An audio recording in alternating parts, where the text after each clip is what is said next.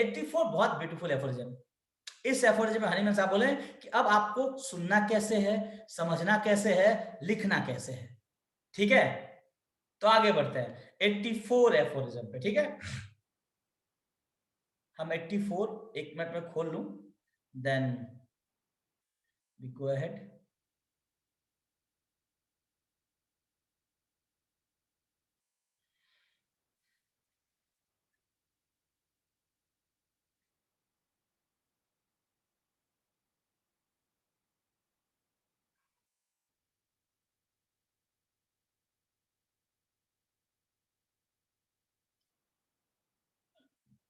कोई डाउट है किसी को, कुछ पूछना है? किसी के पास कोई सवाल है तो प्लीज आप पूछ सकते हैं। और communication is the most important part. आप कम्युनिकेट करके भी पढ़ सकते हैं। ठीक है, चलिए, तो ये जो 83 एफोरिज्म था, मैं बस नॉर्मल रीडिंग लगा रहा हूं आप लोगों के लिए, आप रीडिंग से भी आप समझ जाओगे इस एफोरिज्म में हनीमैन साहब ने क्या बोला। देखो, मैं इतना इतना इतना मैं अंडरस्टूड हूं कि आप लोगों को पीछे का सब समझ में आ रहा है, आपको ये समझ में आ गया है। बाकी का पीछे के एफोरिज्म्स में अगर कोई परेशानी होगी तो आप पर्सनली मुझसे फोन कर सकते हो, या फिर मैं कोशिश करूंगा लिंक देने की। एफोरिज्म वाइज मेरे पास लिंक्स हैं, तो कुछ ऐसा सुविधा होगा तो हम कोशिश करेंगे आपको देने की। बट पीछे का आपको जाके एक बार पढ़ना है, उसको क्लियर करना है। ठीक है, चलिए पहुंचते हम लोग 83 पे। देखिए साफ साफ हनीमैन साहब ने, बस रीडिंग स्लाइटली आपके लिए दे रहा हूं, क्या बोला है। दिस इंडिविजुअलाइजेशन या दिस इंडिविजुअलाइजिंग एग्जामिनेशन, ये जो एग्जामिनेशन करने जा रहे हैं, ये जो इंडिविजुअलाइजेशन करने जा रहे हैं, ब्रैकेट में ये जो केस टेकिंग करने जा रहे हैं हम, for which I shall only give in this place, इसमें मैं नहीं बता रहा हूं कि कैसे करेंगे उसको, वो मैं आगे बताऊंगा कि उस प्रोसेस के लिए क्या क्या करना है। यहां पे बस मैं इतना बताने जा रहा हूं, एक जनरल इंडिकेशन देने जा रहा हूं कि आपको अपने दिमाग में क्या रखना है। आपको ना अपने दिमाग में क्या रखना है जब आप किसी पेशेंट के सफरिंग को नोट करोगे, लिखोगे। अब देखो, हम सफरिंग क्यों लिखते हैं, सफरिंग के लिखने का के पीछे की जो हमारी मंशा होती है वो क्या होती है। हम उस सफरिंग से, उस केस टेकिंग के पॉइंट से नोट्स बनाएंगे, और उसी पॉइंट्स पे हमारा ट्रीटमेंट बेस्ड होगा, हमारी रेमेडी बेस्ड होगी। दैट मीन्स हमारा क्योर का क्राइटेरिया, क्योर अटेंड होगा, क्योर हम उसी क्राइटेरिया पे पाएंगे। तो उस क्राइटेरिया को कैसे लिखा जाएगा वो आगे बताएंगे, बट यहां पे वो इतना बताने की कोशिश कर रहे हैं कि भाई आपको दिमाग में इतना रखना है कि जब भी आप ये प्रोसेस करने जाएं तो फ्री फ्रॉम प्रेजुडिस रहेंगे आप। बिल्कुल एकदम स्ट्रिक्ट वर्ड्स हैं उनके। साउंड सेंसेज होने चाहिए आपके, बिल्कुल आंख नाक कान बिल्कुल खुला होना चाहिए, बिल्कुल दिमाग एकदम खुला होना चाहिए, एकदम आप बिल्कुल क्लियरली, आपके थॉट प्रोसेस बिल्कुल क्लियर होने चाहिए। क्या बोला है, अटेंशन इन ऑब्जर्विंग, आपको ऑब्जर्व भी करना पड़ेगा, उसके लिए आपको अटेंशन मतलब बिल्कुल ध्यान देना पड़ेगा कि पेशेंट कौन सी सिचुएशन में जा रहा है, क्या कर रहा है, कैसे कर रहा है।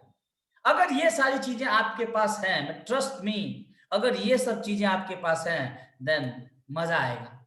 पता नहीं आज आज हमारे क्लिनिक के बच्चे हैं कि नहीं इसमें। मैं आपको बिल्कुल एक सिंपल एक छोटा सा क्लिप दिखाऊंगा लास्ट में, जितने लोग हैं यहाँ पे, उसके बाद आप दवाई बताइएगा।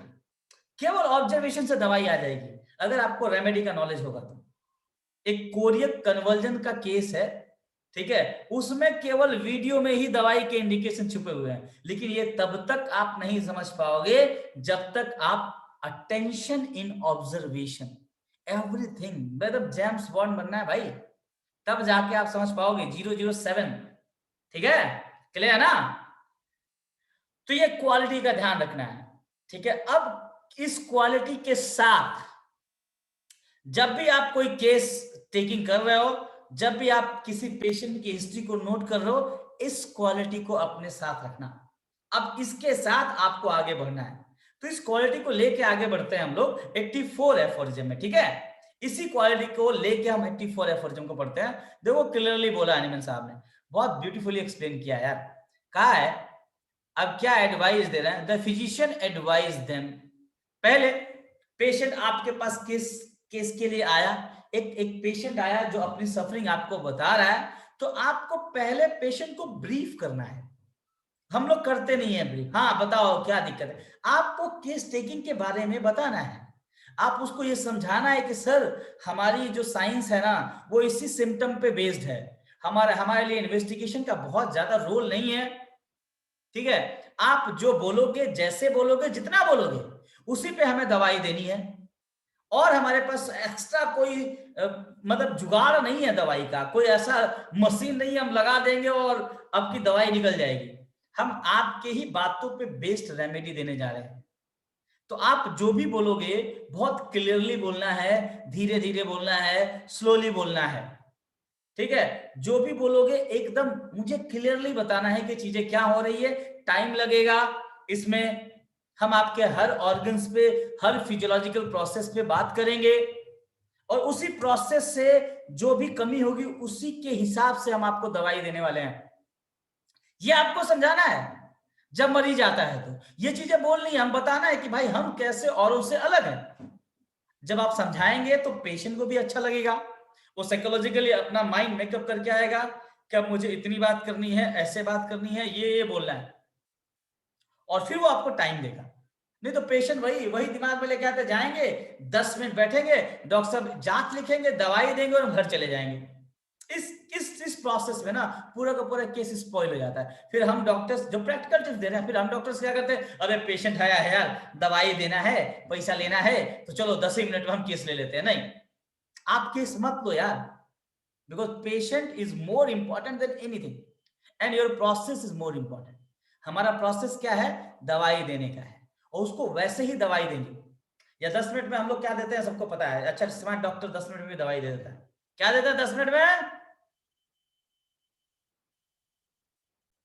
प्लेसिबो। अरे वाह मधुबाला सिंह यादव, 10 मिनट में यही दिया जाता है स्मार्ट तरीके से। ठीक है, तो अब पेशेंट को ब्रीफ करना है। देखो वही हनीमैन साहब ने इंडिकेशन दिया है ब्रीफ करने के लिए, क्या बोला है देखो, कहा है कि the physician advise them, doctor advise them, that means patient जो सफरिंग में है, एट द बिगिनिंग, शुरुआत करते समय एक एडवाइस देगा क्या, of the examination to examination to speak slowly. ठीक है, पेशेंट को क्या बोले भैया, स्लोली बोलना है, धीरे बोलना है, क्लियरली बोलना है। इन ऑर्डर दैट में, देखो देखा ना, in order that he, that means physician, may take down in writing the important parts of what the speaker say. Why? Because this is why? Because this writing, this listening,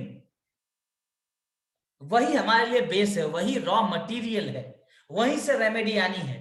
तो कोई confusion नहीं होना चाहिए कहीं पे, किसी भी चीज का अगर कंफ्यूजन हो तो आपको वापस से पूछना है, हाँ क्या बोल रहे हैं।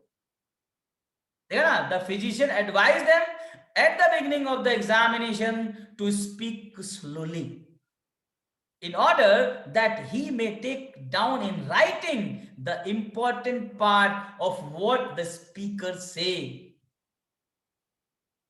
पहला इंडिकेशन, पहला एडवाइस तो देना है, और ये बहुत इंपॉर्टेंट है, बट ये कोई नहीं देता है। आगे क्या बोले हैं हनीमैन साहब, देखो बोले हैं द पेशेंट डिटेल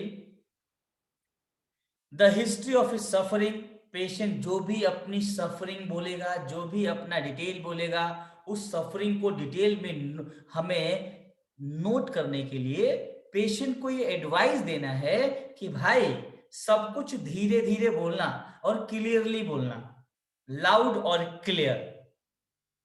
ठीक है ना, those about him to tell they heard him complain of how had behave. अब अगल बगल आपको देखना क्या क्या ध्यान देना, देखो वो 3 पॉइंट बड़े इंपॉर्टेंट बोला उन्होंने, देखना ध्यान से। हाउ ही बिहेव, कैसे देखना, ध्यान देना आपको, how he behave and what they have notice in him. ठीक है, क्यों बोला ऐसा, साउंड ऑब्जर्वेशन याद है आपको, तो हाउ ही बिहेव, फिर देखना ध्यान से।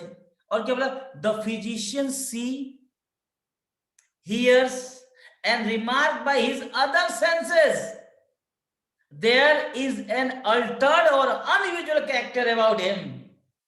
ये भी बोला है कि एक डॉक्टर को क्या करना है, सुनना है, देखना है और अपने अदर सेंसेस से भी उसके अनयूजुअल कैरेक्टर को नोटिस करना है.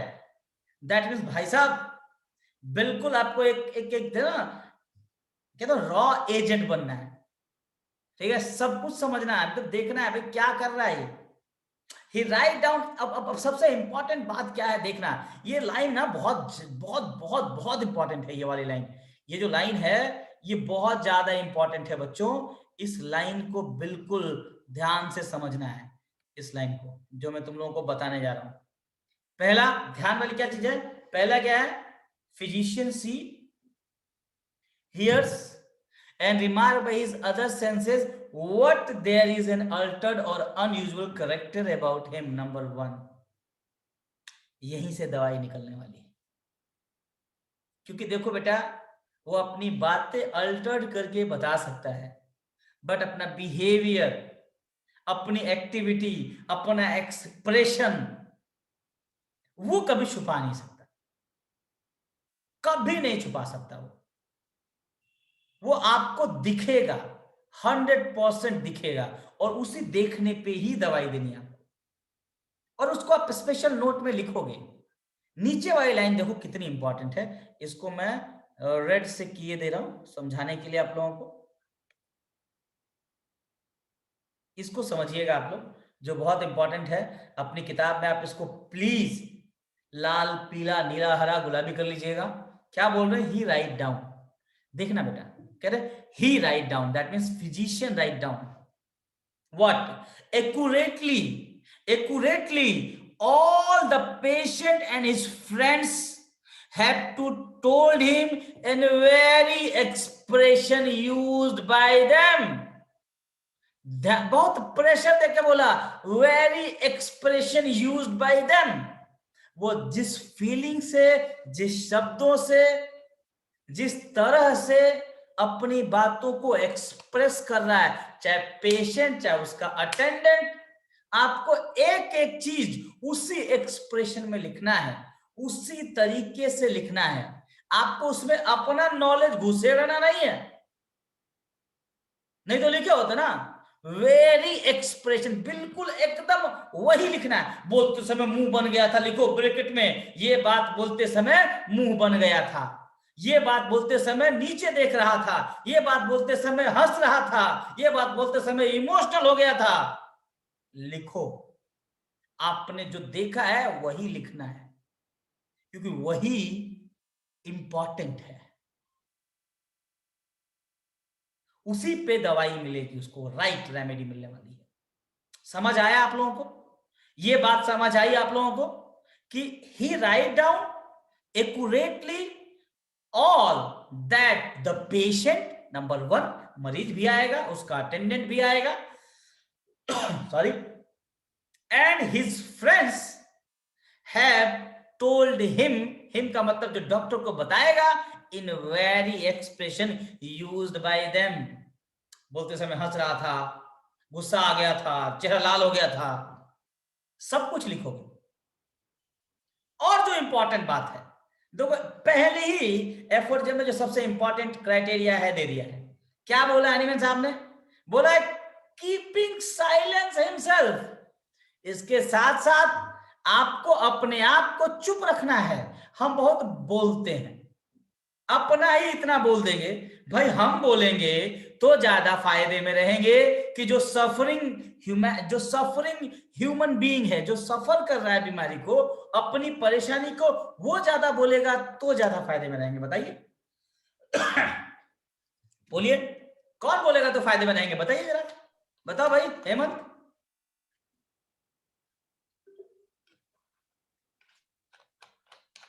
ज्यादा कौन बोलेगा तो फायदे में रहोगे, मरीज बोलेगा तो ज्यादा फायदे में रहोगे कि डॉक्टर बोलेगा तो पेशेंट. लेकिन ज्यादा क्या होता है, यूजुअली क्या होता है, हम अपनी विद्वता दिखाते हैं. I am this, I am that, I am this, I am that, मैंने ये भी किया है, देखो ये देखो वो. शांत रहना है, जब तक वो सफरिंग ना बता ले जाए। तो हनीमैन साहब ने क्लियरली बोला है, बोला क्या है, keeping silence himself and he allow to say all they have to से।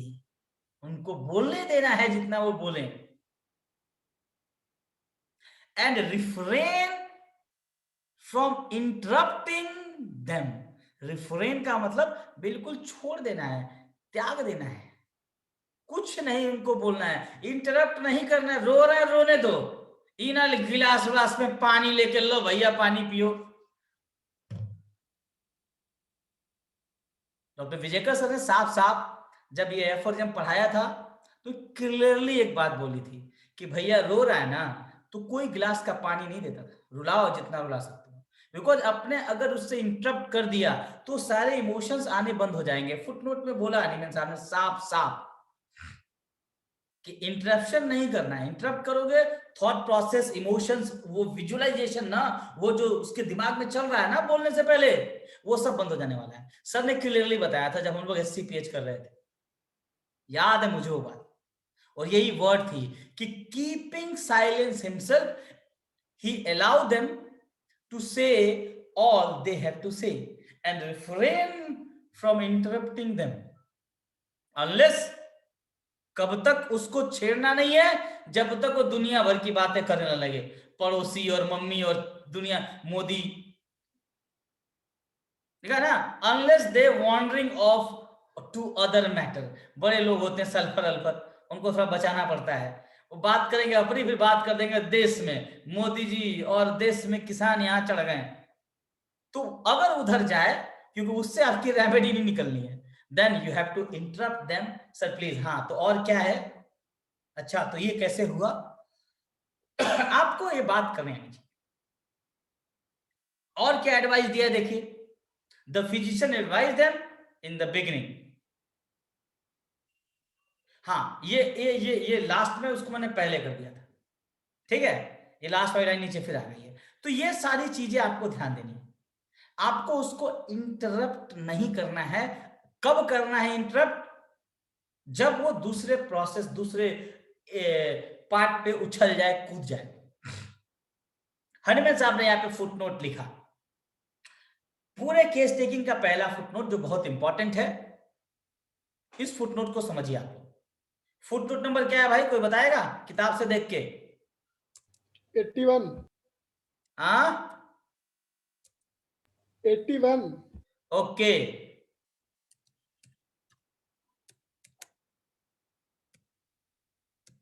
देखो वही बात बोल रहा है इस फुटनोट में, क्या बोल रहा है कि every interruption, if you have to interrupt the patient during the conversation, during the conversation of their pain, their emotion, because every symptom comes from emotion.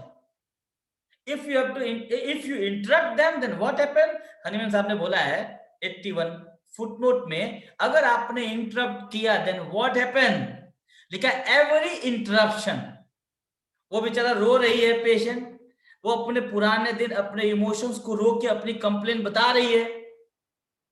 हमने कहा क्या, अरे कोई नहीं होता है, ये लो पानी पियो, ठीक है चुप रहो कोई बात नहीं, कर दिया आपने इतना, अब इतना करके आप अपना केस खराब कर लिया, कांड कर दिया आपने। कैसे, देखो लिखा है every interruption break the train of thought of the narrator's, है ना, थॉट्स ऑफ द नैरेटर, मतलब एक लिखा है ट्रेन, पटरियां होती है ना, वही लिख रहे हैं कि every interruption break the train of thought, that mean जो थॉट्स चल रहा था, जिसकी वजह से वो बोल रहा था, वो थॉट को ब्रेक कर देगा, and all they would have said at first does not again occur। जो पहले बोला ना, वो उस इमोशन से, उस इंटेंसिटी से दोबारा नहीं आने वाला है। To them in precisely the same manner after that, अगर आपने ऐसा कर दिया दोबारा आने ही वाला नहीं। तो आपको कभी भी इंटरप्ट नहीं करना है, ठीक है। तो ये इंडिकेशन है, जब आप शुरुआत में केस के लिए जाओगे, जब आप पेशेंट से बात करोगे तो स्टार्टिंग में 2-3 चीजें कहनी है। पेशेंट को पहले बता देना है कि भाई देखो, क्या देखो, कि आपको जो भी बोलना है एकदम धीरे बोलिएगा, क्लियर बोलिएगा, और एक एक चीज बिल्कुल आप प्रिसाइज में बोलिएगा, क्योंकि आप जो बोलोगे ना उस पे दवाई मिलने वाली है। ठीक है। अब देखो थोड़ा एफोरिज्म से खेला है हमने यहाँ पे। किताब है ना, किताब आपकी, आपके पास किताब है ना, तो जो सबसे लास्ट वाला पैराग्राफ है उसको हमने सबसे पहले कर दिया है। ठीक है, ये जो लास्ट वाला पैराग्राफ है ना उसको मैंने पहले कर दिया है। क्या दिक्कत है हम ऊपर